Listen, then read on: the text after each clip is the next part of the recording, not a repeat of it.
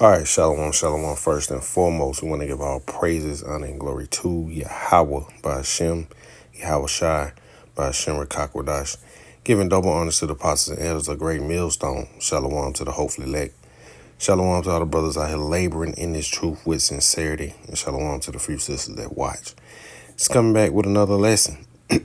Saw this article about these women, it said, I think it said Paul Pierce came under criticism, for saying, don't date these women in America, man. Go outside of America to find you a mate, because, these women here in Babylon the Great have been corrupted, over sexualized, and the morals are gone. But what do you expect here in Babylon the Great? This is Babylon the Great, spiritual Egypt, spiritual Sodom, So these are the things that's taking place here in America, man. So the women are lost. And we're not just speaking about just, so-called black women. All the women are lost. But, it's more so the black woman, because, hey, man, she's bought in and think everything she does has no consequences.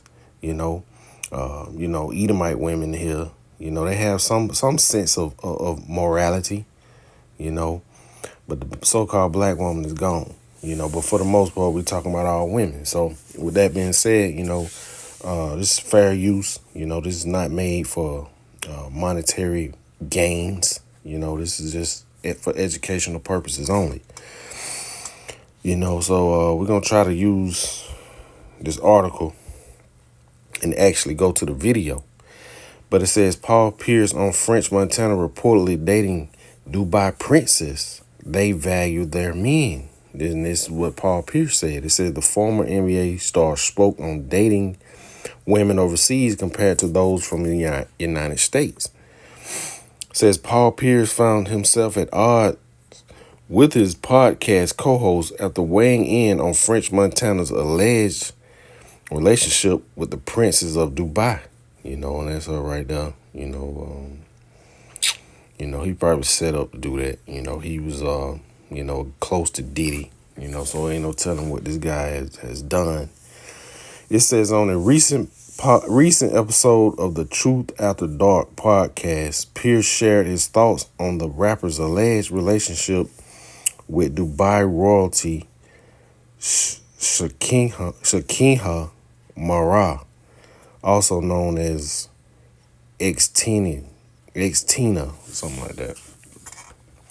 Says the conversation began at the 22-minute mark of the video linked here when the co-host Azar Faridi talked about the relationship, saying he's dating the princess of Dubai. She's cracking. He's publicly out with her. They're like an official couple online. So he said, yeah, I'm out of here. I'm out of the country. And then he goes on. I'm going to try to play the clip of what he said, But for the most part, man, he's right. Like, these women here in Babylon the Great are played out. They're completely played out. They've been passed around, and like Klay Thompson, it's not a gossip lesson or nothing, but Klay Thompson has linked up with Megan Thee Stallion, man. Like, that's insane. Who would want Megan Thee Stallion? Out of all the people you could get, you're an NBA superstar, you want a chick that's been passed around the industry, been caught up in controversy with the shooting, and you want this broad, man. These guys are simps, man. So let's see if we can get this video, and we're going to get some scriptures. Salaki. Here are two physicians that both made $1 million, but this person paid $289,000 in taxes, and this one paid my vibe, my aura, and why I feel like I'm. So we're going to go to the 22-minute mark of this video and see what happened. is gold for these women, especially women who are hit their 40s and now they don't got shit cracking. Like, I'm plus 40. What else? Okay. Yeah, you don't like This that is- conversation. No, but I'm saying this is the Really all that I have. The only last thing that I was thinking, so he said, yeah, I'm out of here. I'm out the country with it. The princess of Dubai. She's gorgeous. Yeah. She looks like, How does she become the princess? I have no idea. She obviously is the daughter of a queen. yeah, or a king. Jeez, that's Yeah. major. So he's out and about with her, living their best Man, life. shout She's out like to- this blonde Hey, ooh. situation. She's Some like out the white. country- She's appreciation night. Some out, Man, I'm some telling out you, the country. us black men, I'm telling y'all, we need to follow in French Montana steps. You see, he cracking. You He's see, cracking. He like, man, I'm out here with these. No, I'm good. Don't listen to Paul. There's women in the I'm states good. that are cool and a vibe. Nah, it ain't. The so states there's- women, they don't have the same values as these women overseas. They value they men. They priority is they men first. They not shaking ass on Instagram every day. Not every woman is doing that, Paul. That's American women. That's the majority. No, not every woman is doing that though. I'm not doing that. There's So more women in America doing that than out the country. I can agree, but they're out the country. Women are getting paid $25 to have sex with anybody. Okay, yeah, so that's enough on that. But he's right about these women, the first thing they do when they see a cameraman is just turn around and start twerking. So, matter of fact, let's go on and get into the scriptures. We're going to the book of Ecclesiastes, chapter 25, and we'll drop down to verse 21. It says, stumble not at the beauty of a woman and desire her not for pleasure. So when you start thinking, with your little head instead of your big head, man, you headed for a fall. Because these women, just because they look good don't mean, just because they look good on the outside don't mean the insides are the same way. And most of these women are corrupted, as we know. They coming with the hand out. You can't get with them unless you coming with your wallet out. And, pretty much they're prostitutes, man. They want you to pay for the relationship. And just because they're giving you sex, they feel like they own you, man. But it's not that way when you go to other cultures, man.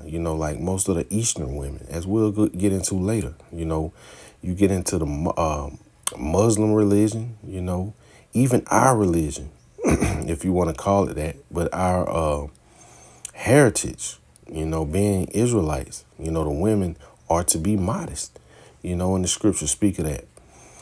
So, it gives the woman a blueprint of how to dress, what to wear, if the women of those days was to see the women now, man, these women walk outside naked, even a couple generations ago, would be totally ashamed of these women, man. They have no self-respect. They come outside with pasties on, shorts, and not to mention the gym attire. They're practically naked. So let's drop down to verse 24. It says, of the woman came the beginning of sin, and through her we all die.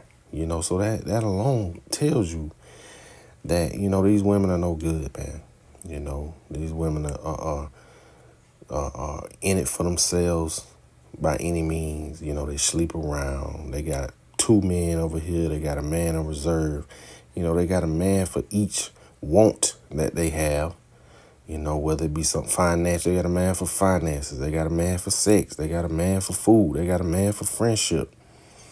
So you can't trust these women, man. So you got to look past the beauty and look at the qualities. Soon Isaiah 4:1 will take place. So, these scriptures right here are really going to have to come into play. Just because a woman looks good don't mean that you can let her in your house.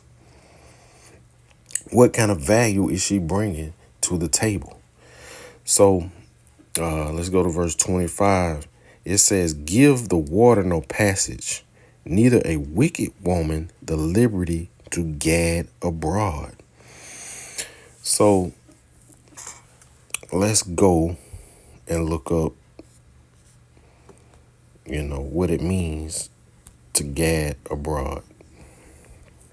It says the term gad abroad generally means to wander or travel around, often without a specific purpose or destination. And that's most of these women. They don't have guidance. That's why you see so many women in the Christian church. They looking at that pastor as their power, as their God. Not their. They look past their husband. They overlook him, disrespect him, and look for other means of security. So they're just gadding abroad. When we know that the woman is supposed to learn from her husband at home, man. Speaking of the scriptures, but most of these women, man, are just out wandering without a place to go, mentally gone. It says the term gad abroad generally means to wander or travel around without a specific purpose or destination. It can also imply a tendency to roam or ramble, sometimes in a negative connotation of being idle or frivolous. It says the phrase is often found in older texts and literature, particularly within religious contexts like the King James Bible. Meaning gad abroad essentially means to go out and about, traveling and wandering, specifically in a carefree and aimless way. And you see a lot of these women on social media now, man, taking trips by themselves overseas, going to Jamaica, getting those clay rubs, and getting something else, man. Going to Dubai for $1, getting pooped on and passed around. These women are out of here, man. They don't look to do their women like that. They look to the Western women to do like that, because they know they'll do it, man. They have no morals, especially when it comes to $1. So let's go back to the scriptures. And man, these scriptures are full of wisdom, man, and the people out here that don't understand or don't believe, hey man, that's why we're going to see them fall, because they're not capable of understanding this wisdom that the scriptures contain. Everything is no subject matter in the world is not contained within these scriptures. All the answers are here. So let's go to stay in the book of Ecclesiastes, go to chapter 26. And we'll start at verse 9. It says, the whoredom of a woman may be known in her haughty looks and eyelids. And you see these women now, man, they got eyelashes on so thick that you can't even see their eyes, man. It is ridiculous, man. These people are gone. It's a mental, they're deprived of mentally being able to know what's normal. The normality is gone, and men don't like that. They're doing it for each other, man, which is total nonsense. Let's see, verse 10, it says, if thy daughter be shameless, keep her in straitly, lest she abuse herself through overmuch liberty. So women are meant to be in the house. They're not meant to be out and about, hitting the club, traveling, hanging out with their friends, just being in the streets. We see what happens, man. And all these women are products of being in the streets, not having any accountability, just living freely, gadding abroad. Verse 11, it says, watch over an impotent eye, and marvel not if she trespass against thee. So basically, man, these women are out of here. They're completely gone. They're out of here. So, man, I know this is let's see, is it here? It's either here in 25. Let's see.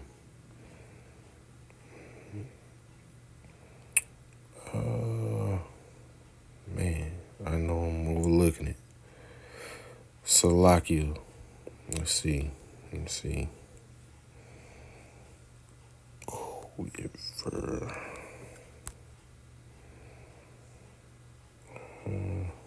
It's gotta be.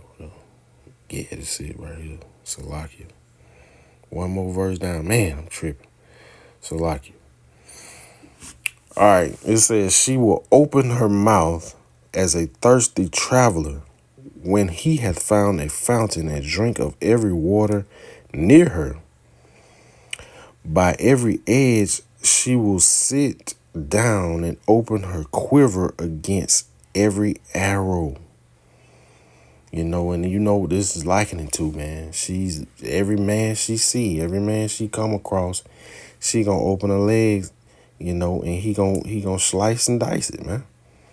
You know, we know these women out here are full of whoredom, man. You know, full of whoredom. You know, now you got this thing where they having competitions on how many men they can sleep with in one day.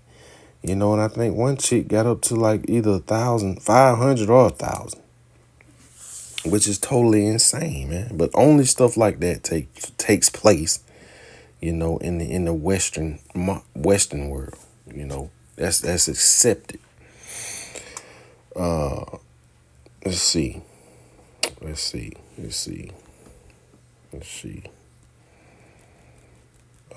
Open quiver. See what it says. And we know this is a case that holds, you know, the arrows. Let's see what come up. Open quiver woman. Says in modern use, particularly within online platforms and dating contexts, open quiver can refer to a dating or relationship app. Nah, that ain't what we want, man. Let's see. We know what it means. You know, we know exactly what that means. But let's get into, the modesty of the Eastern women. You know, we know Western women are full of whoredom. So let's see. It says, in many Eastern cultures, modesty in women's clothing is often emphasized, with varying degrees of interpretation and practice. This can range from specific dress codes like wearing head scarves or loose-fitting clothing. You know, a lot of times you see those East Indian women or so-called Muslim women, they're covered, you know, unless they've been Americanized and going against their culture. But, you know, oftentimes you see the ones with the head scarves and the loose clothing. You know, you can't tell the shape of the bodies.